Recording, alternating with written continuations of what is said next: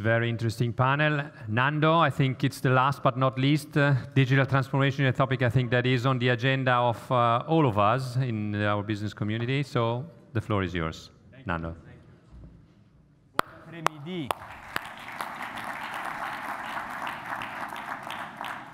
Bon après-midi, mesdames et messieurs. Nous sommes à Paris. Hein? So thank you very much. And let me call immediately on the stage my three friends, please. And then when you sit, we will introduce. Let me have yes, Adele here, Thibaud. OK, so we come to the last session. And I have the pleasure to introduce to you to our three guest speakers in this panel. Adele Trombetta here in the middle. She comes from Cisco, and she's the head of the Advanced Services in Europe. Thank you. Thank you for joining us, Adele. Okay. Thank you. And thanks, Guy, really, for these great opportunities to be here. It's a fantastic conference, very interesting topic, so it will be an amazing opportunity for us instead of for you. No doubt. Really. No doubt. Really. Then on my very left, Thibaud Simphal comes from Uber, works here in Paris as the head of the South Europe and West Europe activity, so as a regional manager. Thank you very much for joining us. And then Diego Piacentini on sabbatical from Amazon, where he had a long career in international business for the company since the very startup days. And then with a special assignment for the Italian government on digital transformation. So yes, you couldn't, the right person for this session. And I'm the old guy here. Yeah. I'm overly depressed by the conversation I just had. I want to accuse Bocconi of age discrimination, given the fact they put the age, the date when I undergraduated, which is exactly 33 years ago.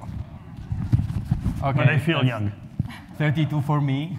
Okay. You are experienced. As we talked before, you are experienced, so you are the most relevant one in the panel. Okay.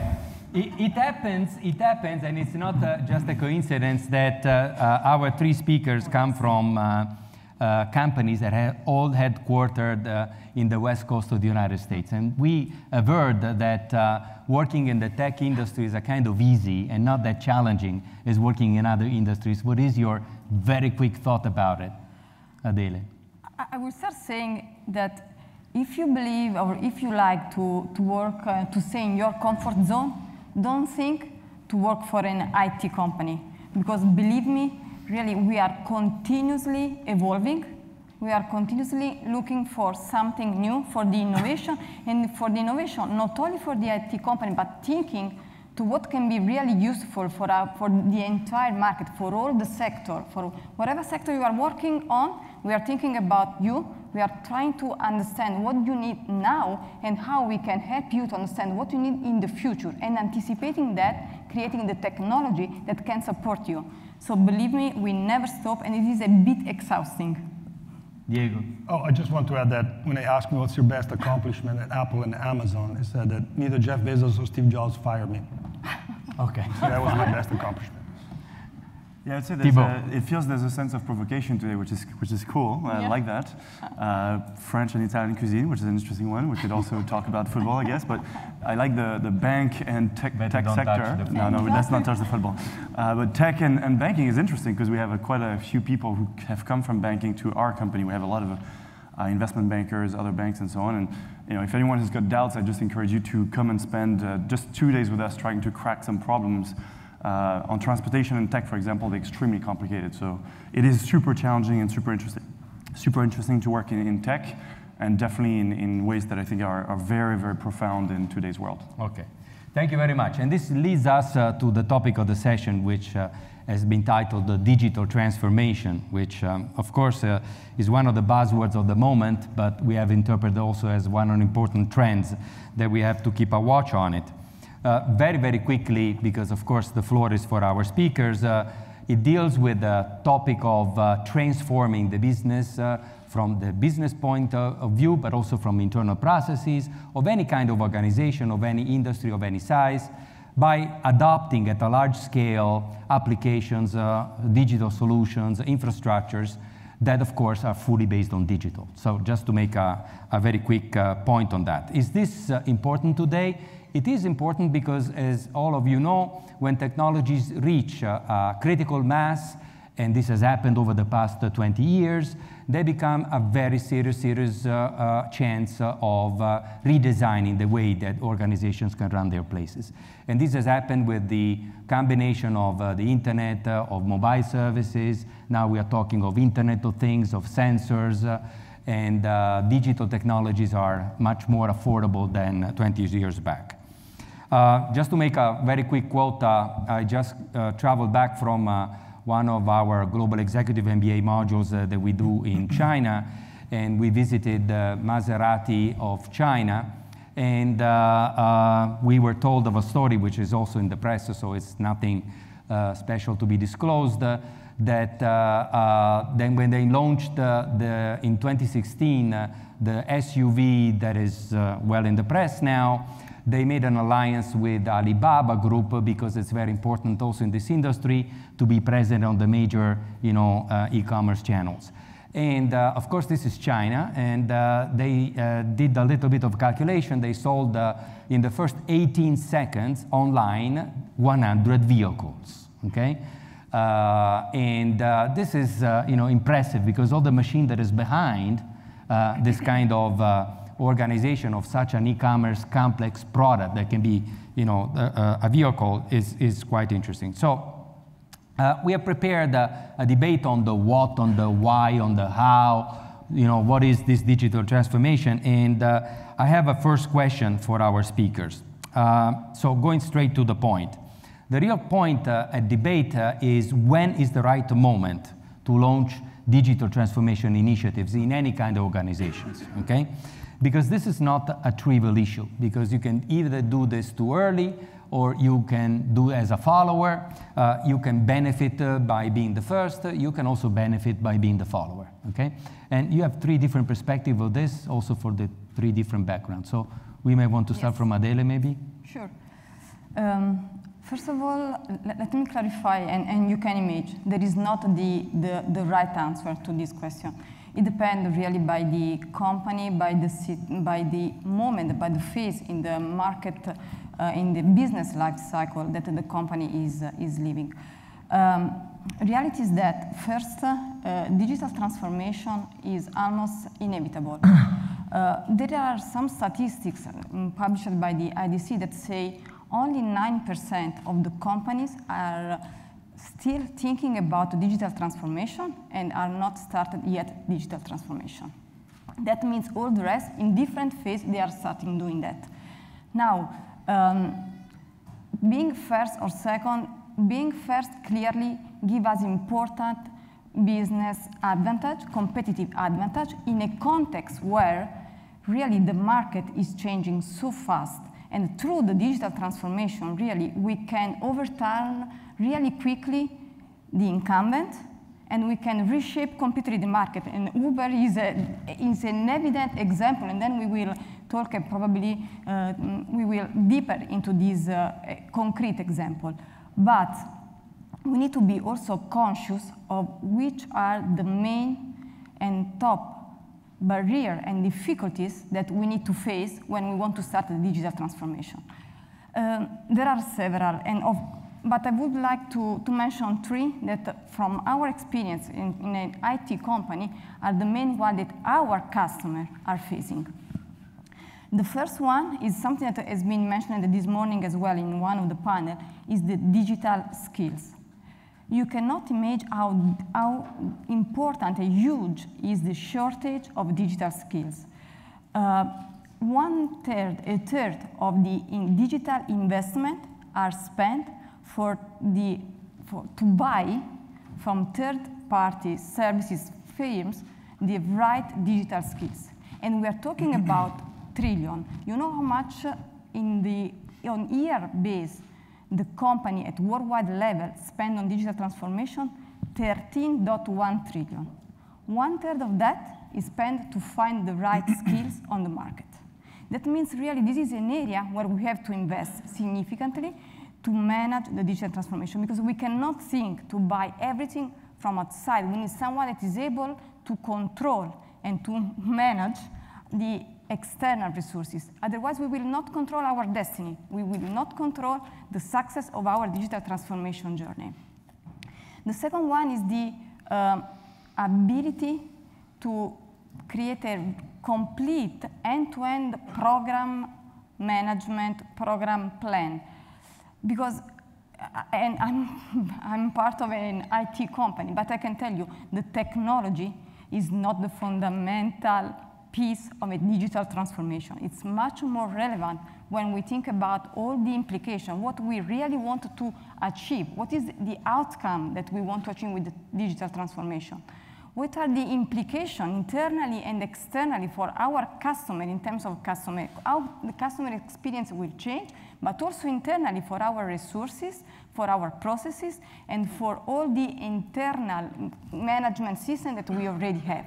So it's important to have a very good plan before we start, and a clear mind before we move the first step. Then, continuously thinking, I believe there is another very interesting aspect on the digital transformation. When we start doing that, and once again, probably, Diego, you can talk about that, not everything we are thinking to do and to implement has been already realized. Sometimes a solution for what we want to achieve doesn't exist. And that means it's even more difficult to implement that. But here is where a quite interesting transformation is going on the market. The relationship between the customer and the vendor is going to change, is changing.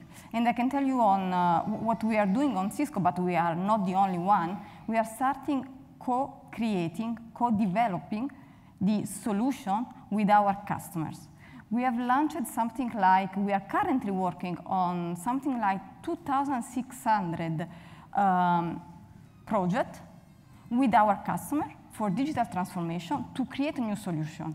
And out of those, we have already put in production 40 new solutions that are applied and are in production, not only for the customer that start with the first request, but also for additional other ones. That means, and I stop my long answer, and apologies for the long answer, but I truly believe that the digital transformation is something that we cannot lead on our own. We need to collaborate with our companies that could have the skills, could have the right change management attitude, and could have the capacity to help us co-create, co-develop the solution that we are looking for. Is that enough, Diego, based on, your viewpoint, and also based on your last experiences? I want to start, first of all, answering the when question, because I thought, is there a when? And if I'm obliged to pick a date, the date is yesterday. Oh, yes. It's absolutely yesterday. By the way, previously to joining the Italian government, which is a complex system, I was not an expert in digital transformation because I've been working in a company that wasn't transforming digitally. It was digital from the beginning. And I learned in the last 22 months how hard to do digital transformation. Because digital transformation is about transformation first. Digital is just a tool. And it is an amazing opportunity to rethink your entire process. I've been talking very recently to a high-end furniture company, so similar to the luxury business, and they asked me, I had a meeting with the board and everything, they asked me about digital transformation, and they were missing completely the point, which is, as a customer, the biggest issue I have with you as a supplier is that once I order your product, it takes you 180 days to deliver it. And you need to rethink your entire supply chain to solve the problem of delivering your high-end, because they keep thinking, I'm high-end, I'm untouchable. I can deliver in 180 days. If you don't think that digital transformation needs to start from your supply chain, and not from your website, you don't do digital transformation. And the same thing within governments, right? Just to give an example, the UK government started digital transformation with the UK Digital Service back in 2010. The Italian government, let's say, started seriously with myself and my team in 2017, so we're 7 years behind. And today, a UK citizen is surprised in a negative way when the UK government offers the citizen an analog service, a piece of paper. It's like, really? We are in Italy surprised of the opposite in a good way. Hopefully 7, 8 years from now, the paradigm has shifted and we're all together. So, but the point is, talking about digital transformation in the abstract is like talking about world hunger. And you need to break it in 1,000 different pieces and address each one of them. So the point is, this is a wonderful opportunity to revisit the entire processes of the company, because digital transformation is about doing things better, faster, cheaper, higher quality, especially when it's about the customer. And there is a key word, by the way, then I'm moving on, which is self-service. One of the things is at Amazon that Jeff Bezos always pushed on it is, anything you build needs to be self-service for the customer internally, so that you don't have to do many, many different things. So if you do customer service for the customer, you need to make it so easy that the customer gets all the answer by himself or herself. Obviously there could be some integration, but at the end of the day, that's what it's about, digital transformation. If I'm an employee at the company and I am a marketing manager and I want to use data, digital transformation means that my data are available for me with a dashboard that I can play by myself without being a data analyst. That's one description of the end result of digital transformation. Thank you. And it looks like that you guys at Uber did this from the very first day. You are the newest, right, among the 3 companies here.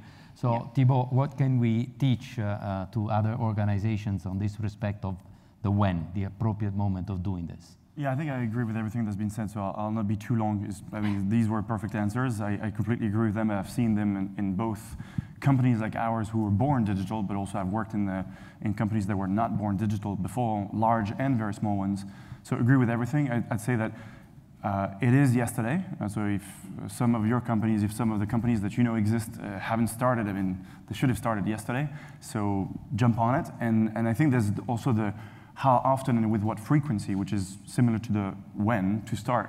And to me, that's always on everything. And I think it's funny you mentioned that, Diego, because as I was thinking through the examples for this panel, I was thinking precisely of the industries that could benefit the most right now in Italy, in France, in Europe from digital transformation. And I thought of furniture as one very specific example, and luxury goods as well.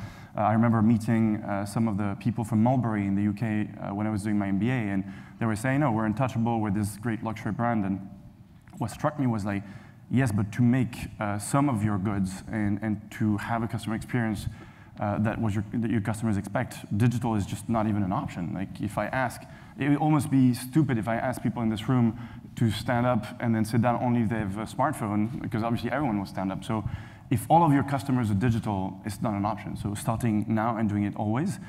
What I say though is what you've said is the why and where you start from. And I think starting from the customer and exactly what they expect, irrespective of age and irrespective of how you would then later segment them, is the key. And this is what at Uber, for example, I think similar to Amazon, obsesses us. Like we make big bets in areas where we're absolutely unsure of success, and very often we fail. And then we are obsessed at tracking every single thing we do to see if customers are liking them. And the only way to track if customers are liking something is to have data. And digital is a scalable way to get data, not just from the customer buying, but also throughout the supply chain. So always on everything and starting from the customer. Okay, so I clearly stand on the other side of the barricade here because I'm on the educational side, and these 3 representatives are in love with this. But I need to play the Davis advocate role, right? And so if we enter into the why notion of why we really have to do that, of course, also at Bocconi, from a research viewpoint, we're very much investigating when we really add value with digital transformation. In business terms. Just to make a very simple example to see when it's always convenient or it's maybe too risky. The example can come from criminals. Criminals don't put anything into digital. They keep face-to-face meetings. They use papers to exchange information. So when you have something super valuable and super strategic, you should not put into the digital platforms. What is your reaction on this? Who wants to start? I can tell you those criminals will be quickly obsolete if you keep doing it this way. We hope. No. Well, I just think first of all, I'd like to kill the myth that analog is safe and digital is unsafe. Just kill it. Bad digital is unsafe. Poorly designed software is unsafe. Poorly guarded software is unsafe. So it's not that thing. Because I keep hearing things, once that we had the piece of paper, it was hard for privacy problems. And first of all, it wasn't hard, you just didn't know if someone was looking into your paper. Right. That's the overall point. So I think the right question there is within how can you build competence in such a way that your digital processes can be safe and guarantee privacy. That is the main point. And then we go back to some of the things that were discussed during the day, which is there's still not enough competence out there. It's really hard to get skilled people to do it. And then I think that's the debate to have, is how to get there faster, how to get there in a more competent manner. And you have to do this very good. That's the point. This is why this is going to be incredibly competitive, and this is why the companies that are not going to be doing it, and I don't want to generalize, I agree with the fact that if you create categories, you make mistakes, but need to get there and invest in that direction. Also from an organizational standpoint in a company, it gives me goosebumps when I hear, I apologize if some of your companies do that, I'll give you this example. I once called my bank because my app wasn't working. It was 3 years ago, and thanks God it's working now. And the bank said, okay, the customer service, we'll report that to the marketing department. And I said, why are you reporting that to the marketing department? Because marketing department is in charge of digital at our bank. And this was pure technology, right? And the same thing is when a company has a chief digital officer and a CTO, and they're not the same people, you should question why is that. And that's also why those kind of changes needs to happen really from the top, and the organization needs to understand that they're not separate worlds. Because if you say there is a CTO and there is a chief digital officer, and again, I'm not generalizing, I'm sure there are some good reasons in some cases, you need to ask yourselves, why are you doing this? Definitely. Jump on that? Yes, please, Thibaud. Part of your question was also on convenience of digital, and I think what's really important, again, starting from the customer is, no, digital is not always more convenient. And I think in education, for example, it is very clear that a very solid classroom experience cannot be replaced fully by digital. In part, perhaps, to help with some of the follow-ups or reversing the classroom experience, where in the classroom you mostly do problems and not lessons, which I think some schools have started doing. So digital is not always more convenient. What's absolutely sure, though, is that in many areas of life, digital can seriously improve the quality of life, the quality of your experience, the quality of your friendships, your quality of your products. And at the very least, if I were Bocconi today, I wouldn't not necessarily say, we're doing or not doing digital. I would just place a few big bets without having a CDO or a CTO. I would just go to the dean, the rector, and say, do you agree placing a few very big bets on digital and see if it works? And if the students say, it's awesome, we like it, we'll continue doing more of that category of bets, and if it doesn't on some of them, just give up. And you have to sustain them for long enough, which is difficult, and this is where capital requirements and having top management that is really involved, and not just, I'm going to put this in this little corner and ask them to make a big bet when no one is bought in. That doesn't work. And so it must be part of a strategy. Strategy where everyone in the top management has skin in the game. I remember meeting someone who also was at Apple before, and I forget his family name, but Ronnie, who helped start some of the Apple stores. He then joined JCPenney where it didn't work out, and he explained to me why. It's like, I was going to... He should have known that before. He should have known that before, and he said that. That was a big mistake in my career, but he didn't understand why, which shows that very smart people can make very big mistakes. But he said, we wanted to make it the Zara of North America and be very digital. He realized only 2 weeks in the job as a CEO that a lot of the top management and most of the board was not on board that big transformation. So to your point earlier, it is not about digital, it is about transformation. So if your top management, your shareholders, your student body are not bought in, it's not going to go anywhere, I think. And it has to do also with security, because you guys at Cisco care about it. In fact, I would be a bit provocative and look at your question and the opposite side. I believe, so for sure, through the digitalization, we are increasing the attack vectors, because simply we are increasing the devices that are on the network. So of course it's a matter of number of point of attacks. Yes, we are increasing that. But the real issue and the real solution is to create the strong security solution. And we can do that better thanks to the digital transformation. Yeah, exactly. Is the opposite. Because what we are trying to do, and I recommend that, and you have to do that, you have to think about that. To be more secure, you need to create a solution that is, first of all, integrated. You need to create a platform end-to-end that move from your network to your endpoint, to your application, to your cloud, and is not standalone. It's not enough to have the right product that per se is secure. The product needs to talk with the others, with all the others that are part of your solution, of your architecture. And you need to have a security strategy that look to two main things. First one needs to proactively anticipate and identify as much as possible the attack. On daily basis, there are more than 20 billion of attacks that are prevented, out of which Cisco blocked almost 5 billion. And we do that thanks to the technology, thanks to the analytics, thanks to the automation. And this is part of the digital transformation. And secondly, you need to have a solution that is able to understand in the lower time possible what is the issue, what is the source of the problem, of the attack, and remediate fast. These are the real message. This is what we need to have in mind when we start the digital transformation journey, and we can reuse the benefit of the technology to fix and improve that. Okay, thank you. There's another big chapter that we have to deal on, which is leading the projects on digital transformation, okay? I always make the example of myself being the digital transformation officer of my house. We have 3 grown-up kids, and this is a serious story.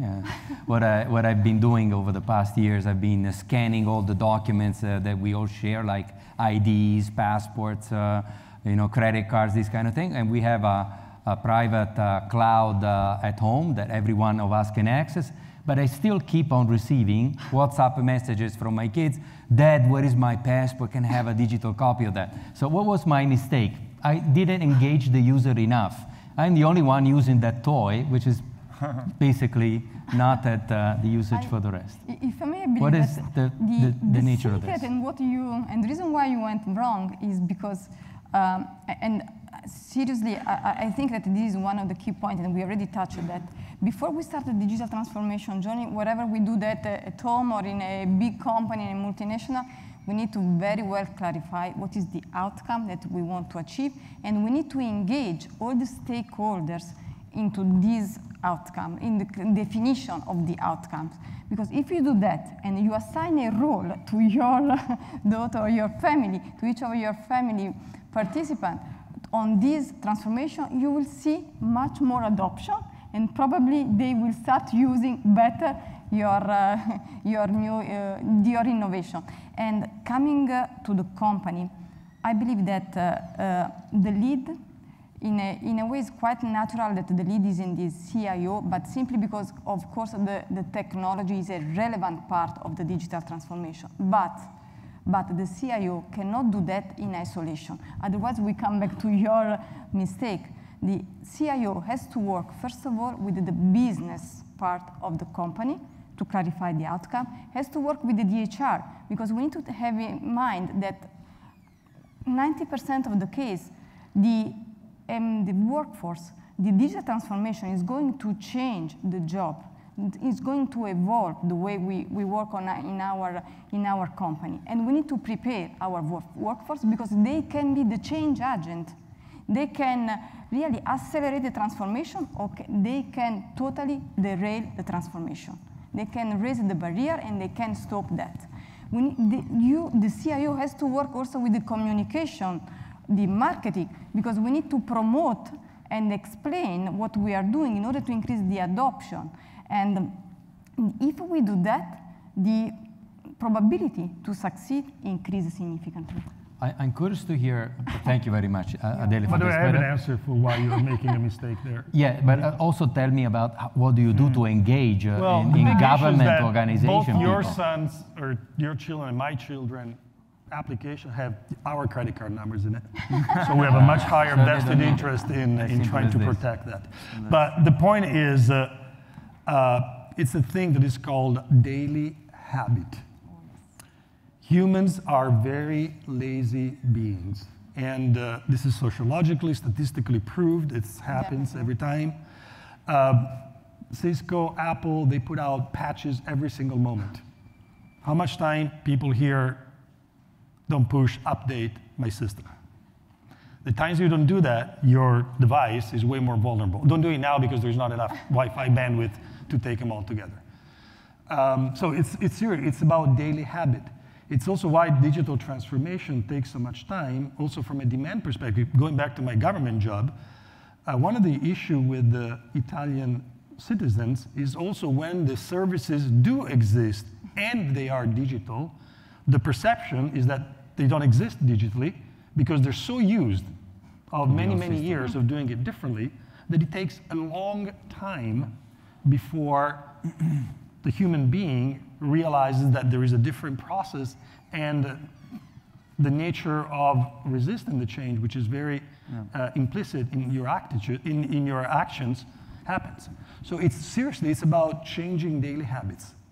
And that's and it took me, I have a password manager called LastPass. I have 2 levels of identification, but it took me probably 3 years to get used to this. And but 5, 6 years from now, it's going to be completely normal for us to do something that it's not normal today. It's just take time. Time definitely is important. How do you guys handle the problem of laziness? I suggest you just put an automated reply to your WhatsApp saying, by the 15th of August, I will stop responding to these, and you can go to this website. And they will probably go and find the ID themselves. Find your passport. But in general, yeah, it is very true that in technology companies, what strikes us is that consumers are lazy, but we're all lazy, and in some ways it's normal. And I think this is why starting from the customer, really understanding true needs and where you add value is key. And otherwise, I agree with everything that's been said, to be honest. Not much to add there. Okay, great. One last point, and then we open to the question. To keep the control of a digital transformation process or initiative is also another strong ingredient, to keep things on track, to stay on schedule, to deliver on time. What is your best piece of advice on the different point of views of, running mobility services like you guys do, tech services at Cisco, or any one of your experiences, Diego? No, I would say that Please, I've said it before, but I'll say it again, because this is really what I've observed, having helped companies before in different sizes and different types of industries, from agro-industry, putting my dad's farm on the cloud, and helping him digitally transform in 1994, which was super early at the time for farming, to luxury, to mobility. It's obsession with data. I think it is only by being obsessed with your customers' data that you see if what you're doing to transform your company, your products works. And you should look at it on a day-to-day, week-by-week basis, but that can also be very misleading. It's very important to track that, not obsess with it, and at the same time make very long-term bets constantly. And if you do these two together, I think you will reap the benefits for sure. If you do only one of the two, long-term bets where there's no tracking, or obsessing with day-to-day metrics, also doesn't work because you're obsessed about the short term, whereas consumers, they will evolve over the mid to long term. So as if you do these two things and obsess with data, incentivize everyone on the team from the most junior contributor to the top leaders who need to be accountable. And what I've observed in many organizations, and I think we can probably speak for our companies, in our companies, the top management is extremely accountable. You don't have someone who's running a multi-billion-dollar project on transforming the company and the products without being extremely accountable on the data, how it's doing, reporting in detail, et cetera. And if you do all of these things, there's absolutely no reason why I think it doesn't work. 100% in agreement. Just want to add one extra point, which is oftentimes with digital transformation, you want to move your weekly metrics review from output-based metrics to input-based metrics. So output is revenue, it's inventory turns, it's something that is very visible. Since you're changing your processes, you need to look at all the, in isolations, all the metrics that generate, there are inputs that generate the output. Let me give you an example. I mean, output for Amazon is revenue. Before the revenue is, let's say, speed of delivery, right? Because if you don't deliver fast, you do less revenue. Before speed of delivery, there is inventory turns. If you don't move fast inventory, you're out of stock. And then you get to the point where is, what are the input metrics of being in stock versus being out of stocks?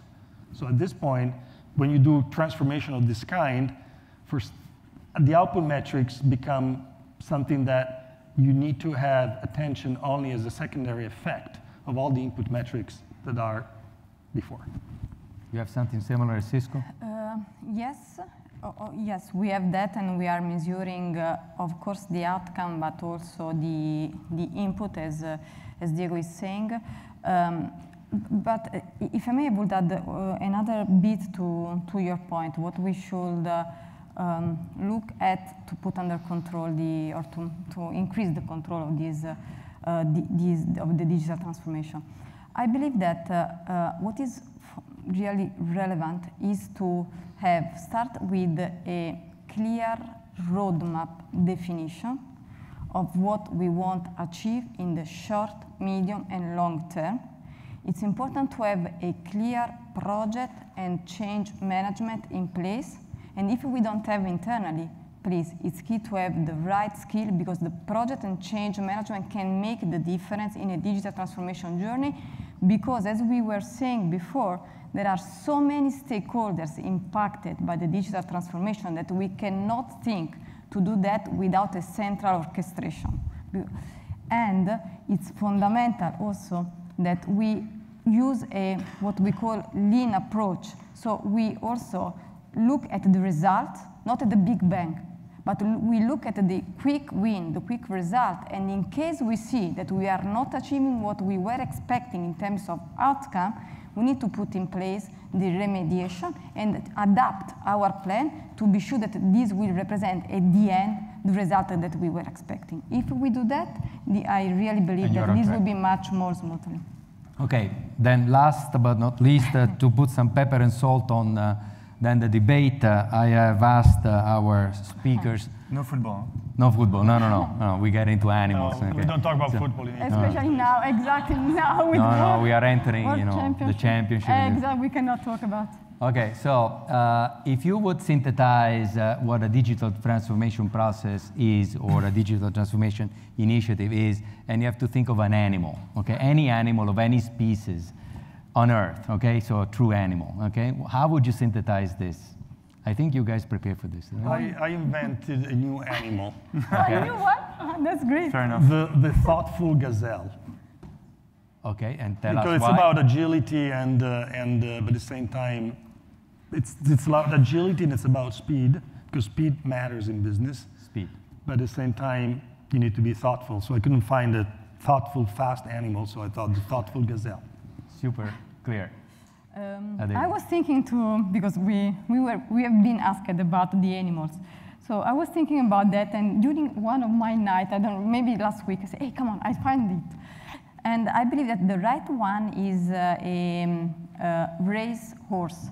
And the reason why I was thinking to that animals is because the race horse has the potential of great performance and great return of the investment you put on this kind of horse, but can be really dangerous if you don't train, if you don't control, if you don't have the right strategy, the right jockey. So it's really a combination of what you can achieve, but also the how to achieve the result. But I still see the racing problem here coming back. Yeah, mine, I think I picked an ant. I think it's just, it's everywhere, always super hardworking, collaboration, and just needs to happen in massive amounts of tiny pieces of work that need to be done well to succeed. So it is hard, that's why I picked an ant. I myself thought about a thoughtful. I imagine that you guys were a thoughtful. This time I pick you something for thoughtful spider, okay? Because the networking and the building of the networking is always helpful. Okay, so we thank you very much. We would like to open for the Q&A. I see some hands around. There is one here. Thank you. Can I ask also people to please stand up when they put their questions? Thank you. Please. Hello. My name is Alessandro Morelli. I have a question for Diego Piacentini. You have been working for two of the fastest growing companies in the world, already digital, and now you're working for Italian government, which is well known for its slowness and its bureaucracy. So my question is, do you ever feel frustrated or repented of accepting this job? And what is the result you need that will let you feel satisfied about accepting this job? And is it less or more difficult and stressful, this job, compared to working in Amazon or other digital companies? Thank you. Is that for me? Yes. It was only for you. So, are we in live streaming or? I don't know, seriously, it's a question. Are we live streaming? You want Yes, to okay. I think so. I think the Italian government is going to Exactly. So, No, so it was like 3 or 4 different questions. We're not. 3 or 4 different questions. So do I feel frustrated? Let's put it this way. If you go to work for governments, frustration needs to stay behind, period. I mean, you know it. It's going to be slow, and well, you go there to try to help and fix it. I have actually developed a great deal of patience. People that used to work with me 2 years ago, they told me I'm a completely different person. Although there are a few times where I lost a little bit of my new patience. First of all, I want to make sure one thing that is also learned by being exposed to other governments. Italy has its own peculiarities, but all different, 90% of the things I'm exposed, talking to my colleagues that manage digital transformation in France, in Germany, in the US, we share the same. So it's about government, bureaucracy, it's about resistance to transformation, it's about people that have been doing the same job for 30 years without questioning why things happen. So it's really not about just the Italian government. So am I happy? Yes. Have repented? Absolutely not. I actually hope and I think that what we're building, since it's can be a sustainable set of repeatable processes, could be continued. And we put together all the tools that would allow this continuation. The main thing and the main result, I'm not going to go through the projects, they're on our websites. We have invented these incredible things in the government called dashboard, where you expose the data and you actually can see it in real time. It was really, really hard to get the data. We were told by the owners of the data, oh, we're going to send you a pack with the data. You're going to expose the API. So what are APIs? Well, don't worry. Just expose the data, we'll pick them up. So that was a big digital transformation change. So leaving that aside, I think we're leaving a cultural change on the people, the department administrations that saw our action as something new that helped the good people, the people that just were missing leadership, to do different things. Let me give an example. There is this large software company in Italy called Sogei. It's owned by the government. To make a long story short, Sogei, 3 months ago, started publishing their software on GitHub, open source. This is a huge cultural change. It's starting issuing, making more transparent in their ticketing systems, bugs sharing in government. Bug sharing, which is essential for technology. Technology lives out of exposing mistakes so that mistakes are known and can be fixed. In government, there's never hide mistakes in government. You don't open your kimono, right? We're changing that because technology is a different thing. So, and the same happened with a few more other departments. So we're building what we call the club of the virtuous administrations, which is still a minority of the administrations, but we hope we put the bug, and the virus will be exponentially growing. That's where we are. Thank you. Questions? Have one here and one there. Can we pick both of them? If you ask questions, they can also answer, not just about the Italian government. Nicola Monchiero, Fiat Chrysler Automobile. My question is both for Professor Pennarola and for Thibaud Simphal. Every tech company seems to be characterized by two big features, which are low profitability and oligopoly or monopoly, let's say, so low competition. But interestingly enough, Uber seems to suffer a lot from competition. In US, they have competition with Lyft way more. In China, they left China because of Didi, so there is Grab in Singapore, so on and so forth. So for Professor Pennarola, the question is, from an academic point of view, why this happened? Is there are low entry barriers, low capital expenditures? And for Thibaud, my question is how you are overcoming this issue, very big issue. Thank you. Okay, thank you very much. Can we collect also the next one so that we can better manage our answering time? And of course, there will be floor for others. Huh? Please. Francesco, I work with Xiaomi, and I want to revert to the You work question. with Xiaomi? Yeah, in Italy. We just opened and I want to revert the question because we always talk about digital transformation, so from offline to go online, but actually the world is already changing. There are a lot of companies born online that are going offline retail, just like us, just like Alibaba. They open the shop without Amazon as well, right? Shops without personnel, etc. So I wanted to pose a question to Diego, and what do you think? Which is easier or more difficult to do? Because actually there are less successful cases of online company going offline than the opposite, right? So a simple question. Okay, thank you very much. We can answer maybe the first one. Maybe Thibaud, you want to answer on your way, and then I say the academic version of it. Sure, I think generally speaking, without talking about Uber, I think competition is a very normal thing in a free market. And if you deploy capital, I don't know if you know, but the capital deployment in our industry has been probably unprecedented. It's literally 5 or 10 of the largest funds in the world that have put hundreds of billions into this industry.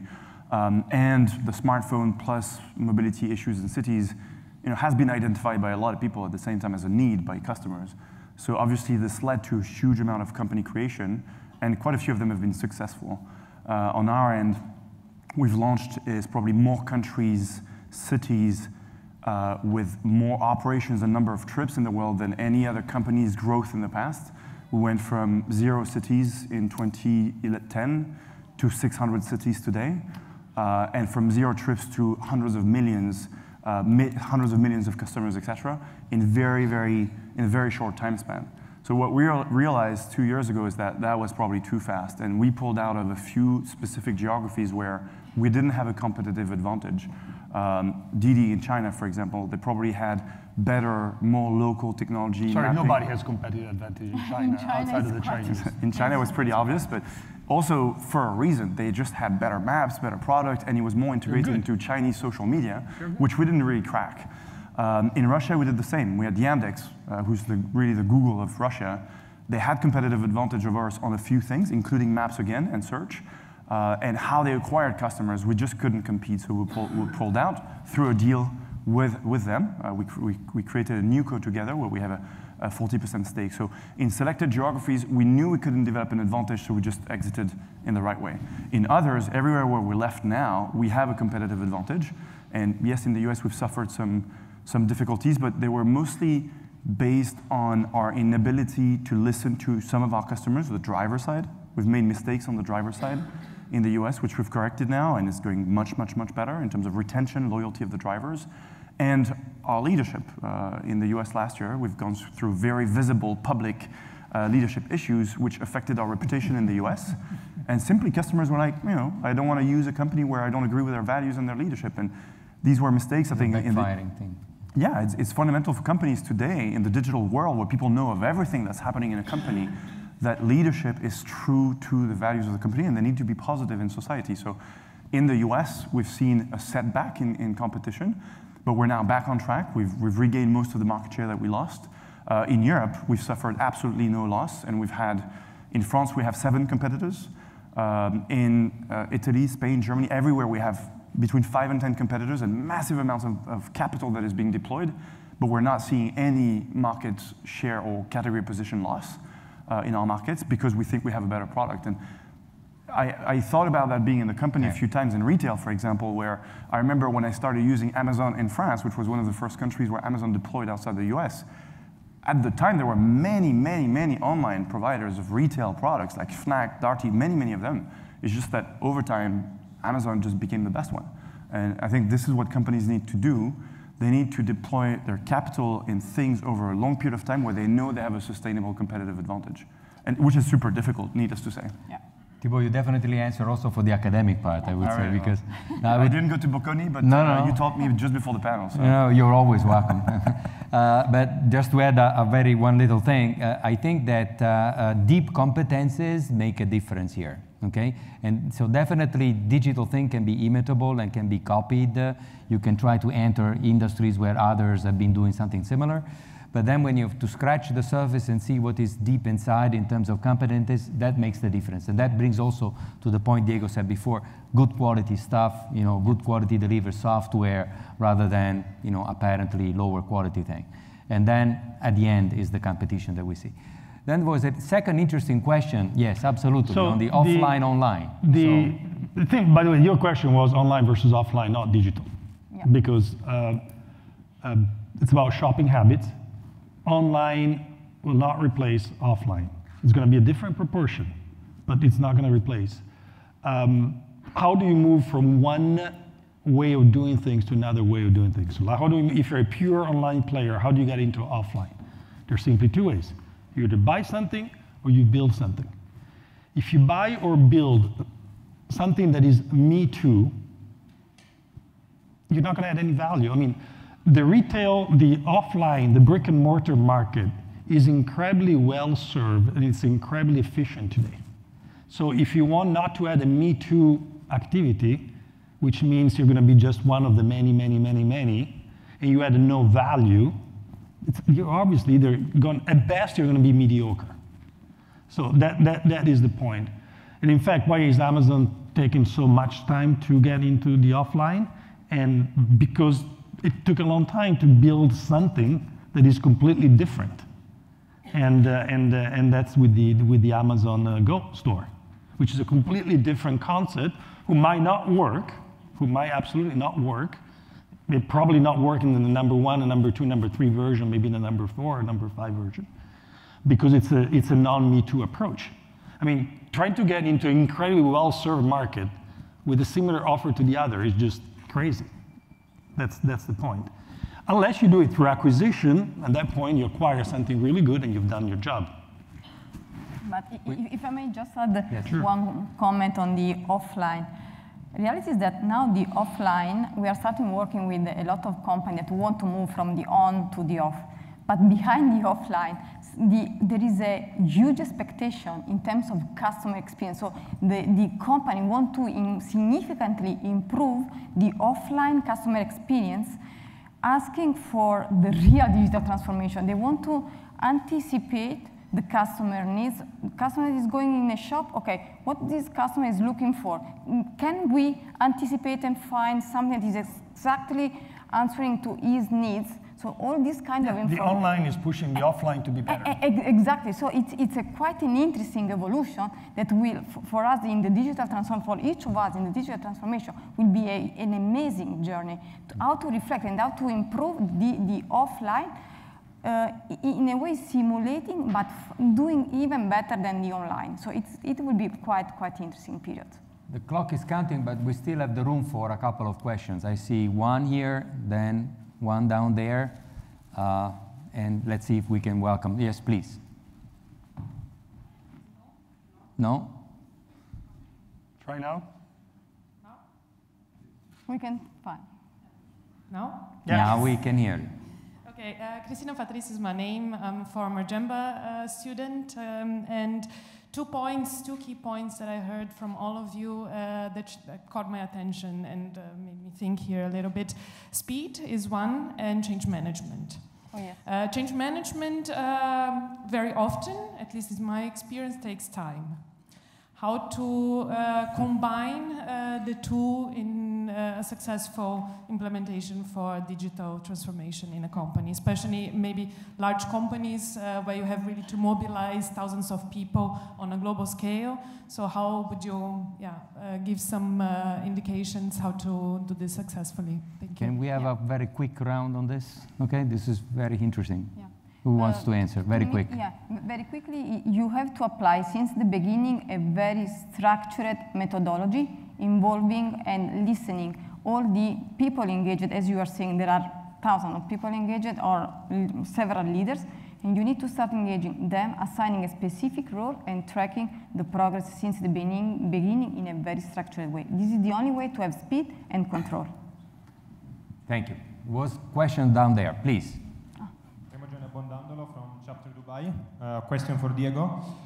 We've been talking about a lot of challenges about digital transformation, but regarding your existing job, what about the role of online payments? Thank you. What about the role of online payments? Obviously, coming from Dubai, it's not an unexpected question, given all fintech is there. In fact, one of the 3 major projects we are running is called Pago PA, which in English is Pago PA, sounds a little sexier, which is a payment platform. Payment platform is composed by what citizens don't see, which is automated reconciliation between money coming in and the accounting system of the government, which is a huge efficiency saving, and making sure that customers can pay with their own payment method in the same way they're paying every day. So we recently integrated PayPal, we recently integrated SatisPay, we recently, obviously all the credit card, all the home banking. The big change we're making is also that you don't have to go to a government portal to pay, because again, daily habit, people are not used. But by the way, government is very interesting because while you buy on Amazon multiple times a week, you go on Google multiple times a day, you interrelate with the government a few times a year. Mm-hmm. Unless you pay a lot of police tickets. So again, this is even harder for you to remember that there is a digital activity going there. So that's the mobile payment, the digital payment activity we're doing. And the biggest, it's funny, it's also kind of obvious, the biggest transformation we made is that when we came here 2 years ago, all the software that was built functioning only on a PC. 2 years ago, not 20 years ago. So the biggest change we made is, besides opening the API for all the new payment systems to integrate, is to make it mobile friendly. And it's very funny when people ask me, what is your vision on governments using cryptocurrencies. My point is that, are you out of your mind? I mean, credit cards do a perfectly fine job for paying the government. Biggest issue in the government today is having enough point of sales machines at the windows, not cryptocurrency. Definitely. One last question. You're really precise. You got 1 minute, 57 seconds. Wow. We are on time.